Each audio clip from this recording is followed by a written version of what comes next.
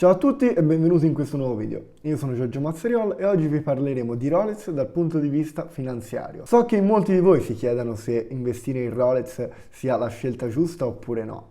Oggi andremo a parlare proprio di questo argomento. Risponderemo a qualche domanda tipica e ci soffermeremo su alcune delle referenze che sono aumentate, il perché e di quanto. Prima di lasciarvi al video vi invito a iscrivervi al canale e a lasciare un like.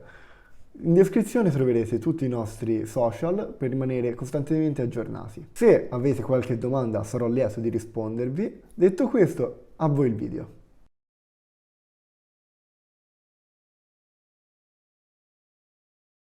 Una volta si acquistava un oggetto per il piacere di possederlo, in questo caso degli orologi, di indossarlo.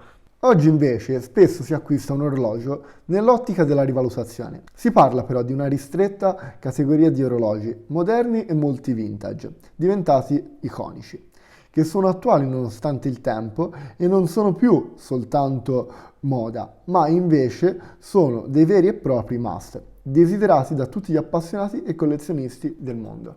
Passiamo adesso a un orologio ultramoderno, il Rolex Daytona 116-500 LN.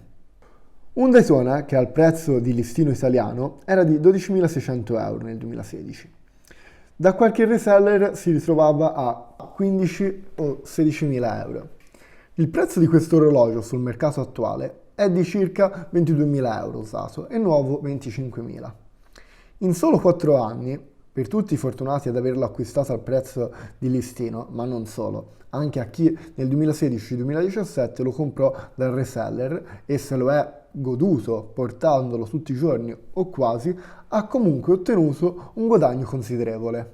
Vorrei aprire una parentesi su tutti quelli che dicono che prima o poi la bolla speculativa di Rolex scoppi. Premettendo il fatto che mio padre è da 40 anni che lavora in questo ambito, scherzandoci mi racconta che già 30 anni fa sentiva queste affermazioni sul fatto che la bolla sarebbe scoppiata in breve tempo. Beh, a oggi non è ancora successo. Un consiglio personale, sia mio che di mio padre, è quello di puntare sempre su orologi vintage. Questo perché gli orologi moderni in attuale produzione hanno questo incremento dovuto al fatto delle lunghe, anzi lunghissime file d'attesa dovute alla difficoltà nel reperire tale oggetto, mentre parlando del vintage si parla sempre di orologi fuori produzione, i quali si possono più o meno stimare un tot numero di esemplari prodotti, i quali possono essere in diverse condizioni di conservazione. Alcuni possono essere lucidati, non lucidati, completi, non completi, e non dipende più dalla lista d'attesa, ma dalla difficoltà nel trovare l'orologio nella configurazione e nelle condizioni che più ti appagano.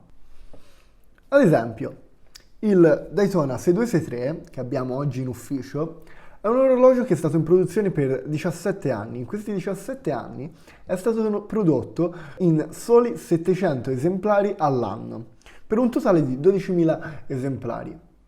Considerando che nel 1988 uscì di produzione e che in questi 33 anni una parte di questi orologi è andata distrutta, perduta o rovinata, un'altra piccola fetta di questi orologi possiamo dire che sia arrivata ai giorni nostri in ottime condizioni e con i propri documenti.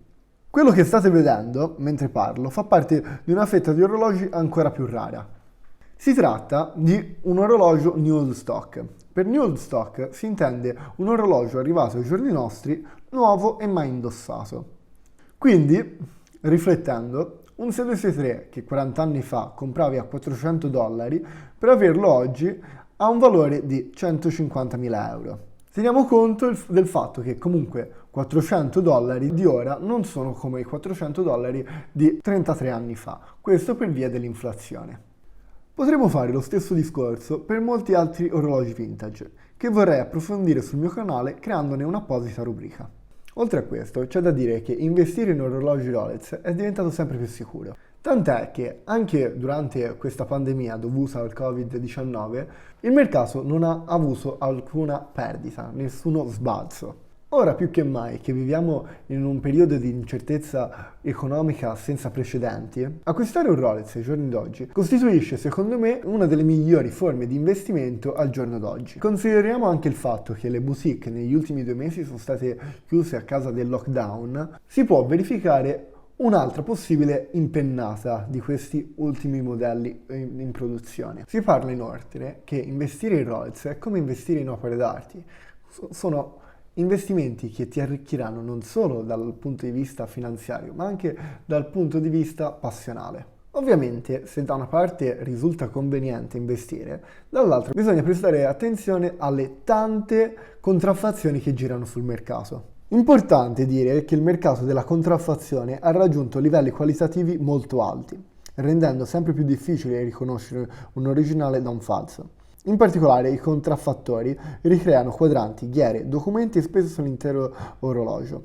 Inoltre esistono orologi originali ma con quadranti riscritti, ritriziati, ristampati, orologi i quali sono stati riscritte le matricole. Questo significa che l'orologio è originale ma con quadrante non originale, o ad esempio la matricola è stata cambiata per vari motivi, furti, eccetera. Qualche volta si ritrovano cloni a basso costo, da 50 ai 200 euro, con una qualità scadente, dove basta uno sguardo attento per riconoscere che è un falso. Altre volte si parla di cloni da migliaia di euro, dove serve un occhio molto più esperto e attento per riconoscerli. È opportuno rivolgersi a professionisti del settore, come la nostra azienda, oppure sfruttando strumenti di ricerca come la nostra library. Un'altra molto importante regola d'oro di quando si compra e si vende un orologio sono le condizioni. Come chi segue il mio canale sa, ogni orologio vintage è unico ed è proprio questa unicità a dargli il prezzo. Le condizioni dell'orologio, infatti, sono fondamentali per questo scopo, in particolare le condizioni di conservazione del cinturino, della cassa, del meccanismo interno. In generale, se una componente dovesse rovinarsi, l'orologio perderebbe subito una grossa fetta del proprio valore. L'errore più grave, però, sarebbe quello di sostituire una parte rotta o rovinata con una parte non originale o non coeva dell'epoca, che in questo caso farebbe perdere un'altra fetta del prezzo dell'orologio. Uno degli orologi Rolex a dare il via a tutto questo è stato il Rolex 16520. Infatti, quando questo splendido orologio fu presentato alla Fiera di Basilea nel 1988, Rolex cominciò a formare le prime liste d'attesa. L'orologio costava all'epoca 2-3 milioni di lire, che è l'equivalente di uno stipendio di un lavoratore medio annuale, circa 12.000 euro di oggi. Questo modello ha avuto 8 differenti marche riguardante il quadrante. Ogni marca ha un valore collezionistico diverso, ma in che modo e perché? Difatti, nel 16520 il primo mark si riconosce dalle 4 scritte più una sul quadrante. Questo mark viene chiamato floating e ha un valore di mercato di circa 15.000 euro. Da specificare che il Mark 1 può essere anche un quadrante porcellana. Porcellana sono ovviamente solo quadranti bianchi e hanno un prezzo molto maggiore. Si parla che un quadrante porcellana costa circa 50.000 euro. Il Mark II invece, successivo di un solo anno, cambia ad esempio per una scritta in meno sul quadrante e il suo valore è di circa 10.000 euro. Per riconoscere ogni marca potete trovare un articolo sulla nostra library dove spieghiamo in modo dettagliato come riconoscere e classificare ogni marca per i vari orologi e soprattutto su quale seriale va determinato mark. Riconoscerli è fondamentale, non solo per valutare il prezzo, ma anche per riconoscere l'originalità e fare una stima sulla loro rivalutazione futura. Ora vi mostro un grafico degli ultimi 12 anni dell'andamento di mercato di 3 Daytona, in particolare della referenza 16520, movimento Zenith, del 16520, manifattura Rolex e dell'ultramoderno 116500. Come potete vedere dal grafico, nessuno di questi 3 orologi è mai andato in negativo, anzi, nel 2016 il 16520, come può essere un seriale T del 1997, ha raddoppiato il suo valore in soli 3 anni, superando il prezzo del più moderno 116520.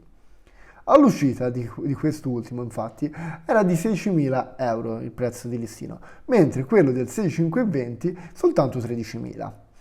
3 anni dopo il prezzo di un 116 520 NOS era di 21.000 euro, mentre quello di un 116 520 NOS era di circa 35.000 euro. Vedete bene da questi grafici come investire in questo campo è una cosa più che fattibile. Importante è sempre affidarsi a un professionista, perché sbagliare è umano, ma dove si sbaglia un commerciante va a coprire con la professionalità, perché ogni piccolo errore in questo ambito si parla di migliaia e migliaia di euro. Comunque il video finisce qui, spero vi sia piaciuto, vi invito a lasciare un like e a iscrivervi come sempre, in descrizione troverete tutti i nostri social, al prossimo venerdì, ciao ciao!